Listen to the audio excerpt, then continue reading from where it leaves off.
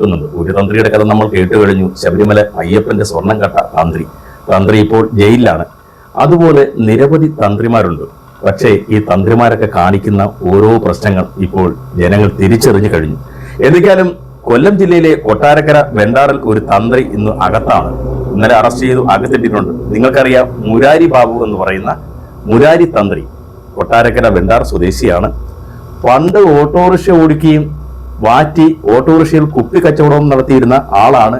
പിന്നീട് വലിയ തന്ത്രിയായി മാറിയ രാജൻ ബാബു എന്ന മുരാരി തന്ത്രി. അപ്പോൾ തന്ത്രി ഇപ്പോൾ പീഡന കേസിൽ പ്രതിയാണ്. മന്ത്രിയുടെ കുതന്ത്രങ്ങൾ പഴയ മുത്തശ്ശി കഥയാണ്. പക്ഷേ അടുത്ത കാലം വരെ തന്ത്രിമാരുടെ കുതന്ത്രങ്ങളൊന്നും നമ്മൾ കേട്ടിരുന്നില്ല. പക്ഷേ ഇപ്പോൾ നമ്മൾ അതും കേട്ടു.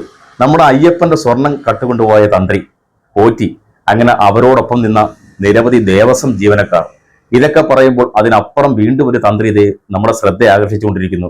കൊട്ടാരക്കര വെണ്ടാർ സ്വദേശിയായ മുരാരി തന്ത്രി, പഴയ രാജൻ ബാബു ചാരായ കേസിലെ പ്രതി, ഓട്ടോറിക്ഷ ഡ്രൈവർ, പടിപടിയായി ഉയർച്ചയിലെത്തിയ മുരാരി തന്ത്രിയുടെ യാത്രകൾ പല രീതിയിലായിരുന്നു. എവിടെ നിന്ന് തുടങ്ങിയോ അവിടെ നിന്നല്ല വിജയം വരിച്ച് എല്ലാവരുടെ മുമ്പിൽ രാജാവായി മാറിയ മുരാരി തമ്പിക്ക് 10 ഐഫോണുകളും 10 വിരലിൽ വജ്രമോതിരവും.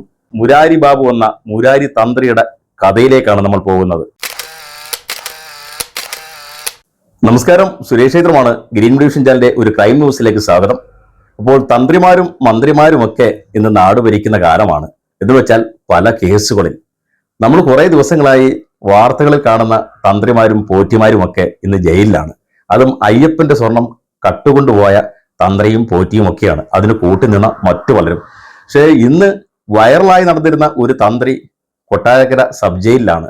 നമ്മുടെ കൊല്ലം കൊട്ടാരക്കര വെണ്ടാർ സ്വദേശിയായ മുരാരി തന്ത്രി. നിങ്ങൾക്ക് എല്ലാവർക്കും അറിയാം, റീൽസ് വൈറൽ താരമാണ്, പ്രവചനത്തിന്റെ ആശാനാണ്. കൊല്ലം ഓയൂരിൽ ഒരു കുട്ടിയെ തട്ടിക്കൊണ്ടുപോയപ്പോഴാണ് ആദ്യത്തെ പ്രവചനവുമായി മുരാരി ബാബു രംഗത്ത് വരുന്നത്. അവിടെ എത്തി പറഞ്ഞു ഇത്ര ദിവസം കുട്ടിയെ ലഭിക്കുമെന്ന്. അങ്ങനെ ചാനലിൽ വാർത്തകളായി.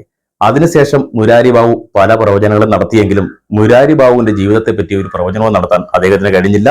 അദ്ദേഹം ഇപ്പോൾ സബ് ജയിലിലേക്ക് ഇന്നലെ പോയിരിക്കുകയാണ്. വെറുതെ തമാശയ്ക്ക് പോയതല്ല. 16-കാരിയായ ഒരു പെൺകുട്ടിയും അമ്മയും വീട്ടിലെത്തി. പെൺകുട്ടിയുടെ വീട്ടിൽ ബുദ്ധിമുട്ടാണ്, കഷ്ടപ്പാടാണ്. അങ്ങനെ വളരെ പരിതാപകരമായ അവസ്ഥ. ഒരു കാര്യം പറയാനും അതുപോലെ ഈ ദോഷങ്ങളൊക്കെ മാറി നല്ലൊരു നിലയിലെത്തുമോ എന്നറിയാനും വന്ന പെൺകുട്ടിയെയും അമ്മയെയും ബ്രെയിൻ വാഷ് ചെയ്തിരുത്തി. അതിനുശേഷം 2 ലക്ഷം രൂപ ലോൺ എടുക്കാനായിട്ട് ബാങ്കിൽ വിളിക്കുന്ന വീഡിയോകളൊക്കെ നിങ്ങൾ കണ്ടു. അങ്ങനെ മുരാരി ബാബു തന്ത്രങ്ങൾ മെനഞ്ഞു പെൺകുട്ടിയെ ബെഡ്റൂമിലേക്ക് കൊണ്ടുപോയി. ആ പെൺകുട്ടിയെ പീഡിപ്പിക്കാൻ ശ്രമിക്കുകയും അതിക്രൂരമായി മർദ്ദിക്കുകയും ചെയ്തു. വിവരങ്ങളറിഞ്ഞ് പോലീസൊക്കെ എത്തിയപ്പോഴേക്കും മുരാരി ബാബു ഉടുതുണിയില്ലാതെ ഓടി രക്ഷപ്പെട്ടു. നാട്ടുകാർ ഒത്തുകൂടി, യുവജന സംഘടനകൾ മാർച്ച് നടത്തി. കേരളത്തിൽ ഞെട്ടിപ്പിക്കുന്ന വാർത്തയായി മാറി. അവളെ ഭീകരമായി ഉപദ്രവിക്കുകയും ചെയ്തു. പീഡന ശ്രമത്തിനൊടുവിൽ ആ കുട്ടിയുടെ ശരീരമൊക്കെ മുറിഞ്ഞ് വീടിന്റെ ഭിത്തിയിൽ രക്തക്കറയൊക്കെ പറ്റിയിരിക്കുന്നത് നമുക്ക് കാണാൻ കഴിയും.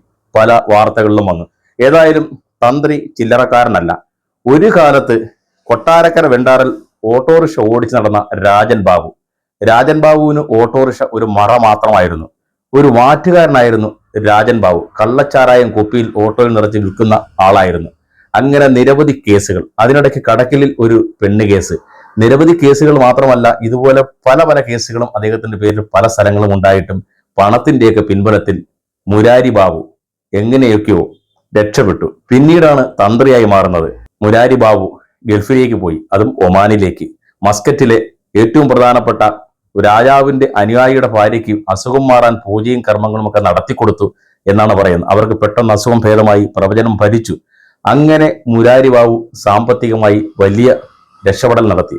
പിന്നീടുള്ള കഥയൊന്നും അറിയില്ല. അവിടെ അറബിയുടെ കയ്യിൽ നിന്നും അടിച്ചു മാറ്റി കൊണ്ടുവന്നോ അതോ അറബിയെ ഇല്ലാതാക്കിയോ എന്നൊക്കെയൊന്നും നമുക്കറിയില്ല. നാട്ടിൽ തിരിച്ചെത്തി ഒരു പലവ്യഞ്ജനക്കടയും കാര്യങ്ങളും ഒക്കെ നടത്തിക്കൊണ്ടുപോയപ്പോൾ വീണ്ടും പണം വന്നുകൊണ്ടേയിരുന്നു. അങ്ങനെ പേരൊക്കെ ഒന്ന് പുനരുദ്ധരിച്ചു മാറ്റി രാജൻ ബാബു മുരാരി ബാബു ആയി മാറി, മുരാരി തന്ത്രിയായി മാറി. അങ്ങനെ മുരാരി ബാബു തന്ത്രി വലിയ വലകൾ നെയ്തുകൊണ്ടേയിരുന്നു. വന്നെത്തിയതും പല അന്യമതസ്ഥരുമായിരുന്നു.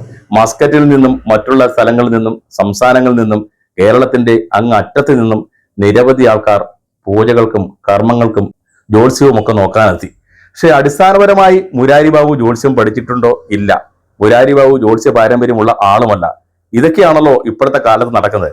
ഏതായാലും മുരാരി ബാബുവിന്റെ തന്ത്രങ്ങൾ വലിയ തന്ത്രങ്ങളായിരുന്നു. അങ്ങനെ വലിയ മതിൽ കെട്ടി വീടിന് മുന്നിൽ ബോർഡ് വെച്ച് ആഭിചാര കർമ്മങ്ങൾ പോലെയുള്ള പൂജകളൊക്കെ നടത്തി ബാധയൊഴിപ്പിക്കലായിരുന്നു പ്രധാന പരിപാടി. അങ്ങനെ ബാധയൊഴിപ്പിക്കാൻ ഒരുപാട് ചടങ്ങുകൾ നടത്തുന്ന കൂട്ടത്തിൽ പെൺകുട്ടികളെയും സ്ത്രീകളെയും ഒക്കെ വശീകരിക്കുന്നുണ്ടായിരുന്നു. പല കേസുകളും ഉണ്ടായിരുന്നു. പണം ഉണ്ടായത് കൊണ്ട് മാത്രം അതില്ലാതായി എന്നാണ് പറയുന്നത്. ഏതായാലും 16-കാരിയെ പീഡിപ്പിക്കാൻ ശ്രമിച്ച വിഷയവുമായി ബന്ധപ്പെട്ട് പോക്സോ കേസിൽ അദ്ദേഹം പിടിയിലായി എന്നാണ് പറയുന്നത്. മുരാരി ബാബു തന്ത്രിയായതെങ്ങനെ, അതിന് പിന്നിൽ ഒരുപാട് കഥകളുണ്ട്. ആ കഥകളൊക്കെ നമുക്ക് ഇനിയും വരാനിരിക്കുന്നതേ ഉള്ളൂ. ഇപ്പോൾ നടക്കുന്ന കാര്യങ്ങളൊക്കെ ഇങ്ങനെയാണല്ലോ. എന്ത് നെഗറ്റീവ് ചെയ്യുന്നവരാണോ അവർക്കാണെന്ന് പണവും, നെഗറ്റീവ് കാര്യങ്ങൾ ചെയ്യുന്നവർക്ക് സമൂഹത്തിൽ വിലയും നിലയും ഒക്കെ ഉണ്ട്. നല്ല രീതിയിൽ പോകുന്നവർക്കൊന്നും ഈ കാലത്ത് ജീവിക്കാനും കഴിയില്ല. അങ്ങനെ എത്ര കാലം ജയിലിൽ കിടന്നാലും പണമുണ്ടെങ്കിൽ അതൊക്കെ മാറിക്കോളും. കാരണം പണമുണ്ടെങ്കിൽ പിണവും വായു തുറക്കും എന്നാണ് എല്ലാവരും പറയുന്നത്. മുരാരി തന്ത്രിയുടെ കാര്യത്തിലും ഇതൊക്കെ തന്നെയാണ്. മുരാരി തന്ത്രി ഇനി ജയിലിൽ നിന്ന് ഇറങ്ങിയാലും മറ്റൊരു തന്ത്രവുമായി വേറെ എവിടെങ്കിലും പൊങ്ങും എന്നുറപ്പാണ്. ഒരുപാട് റീൽസും സിനിമാ പാട്ടുകളും മറ്റു വേഷങ്ങളും എന്ന് വേണ്ട ഭാര്യയും ഒക്കെ ആയിട്ട് നിരവധി മാപ്പിളപ്പാട്ടുകളും ഒക്കെയാണ് മുരാരി തന്ത്രി ചെയ്തുകൊണ്ടിരുന്നത്. റീൽസിന്റെ ആശാനായിരുന്നു. കുറച്ച് ദിവസങ്ങൾക്ക് മുമ്പ് 24 ചാനലിൽ വലിയ ഒരു ചർച്ചയുണ്ടായിരുന്നു. അതിൽ ശ്രീകണ്ഠൻ നായരോട് ഒത്തുപിടിച്ചു പോന്ന ഒരാളായിരുന്നു മുരാരി തന്ത്രി. പക്ഷേ ഒരാഴ്ചയ്ക്ക് ശേഷം മുരാരി തന്ത്രി ജയിലിലേക്കാണ് എത്തിയിരിക്കുന്നത്. അതും പോക്സോ കേസിൽ 16 വയസ്സുള്ള പെൺകുട്ടിയെ വീട്ടിനകത്ത് പൂജയ്ക്കായി കൊണ്ടുവന്ന് അവരുടെ അമ്മയെ പുറത്തിരുത്തിയിട്ട് ആ പെൺകുട്ടിയെ പീഡിപ്പിക്കാൻ ശ്രമിച്ചു, വളരെ ക്രൂരമായി ഉപദ്രവിച്ചു എന്നാണ് പറയുന്നത്. നിലവിളിച്ച പെൺകുട്ടിയുടെ ശബ്ദം കേട്ട് ഓടിക്കൂടി ആൾക്കാർ. അതുപോലെ തന്നെ പോലീസ് വന്നപ്പോൾ ഉടുതുണി പോലുമില്ലാതെ മുരാരി തന്ത്രി പുറത്തേക്ക് ഓടുകയും അവിടെ നിന്ന് രക്ഷപ്പെടുകയും ചെയ്തു. പിന്നെ സാസാങ്കോട്ടയിലോ എവിടെയൊക്കെ നിന്നോ അദ്ദേഹത്തിന്റെ കൈയോടെ പൊക്കിയാണ് കൊട്ടാരക്കരയിലേക്ക് കൊണ്ടുവന്നത്. ഇതുപോലെയുള്ള തന്ത്രിമാരുടെ തന്ത്രങ്ങൾ ഇനിയും നടന്നുകൊണ്ടിരിക്കും, തുടർന്നുകൊണ്ടിരിക്കും.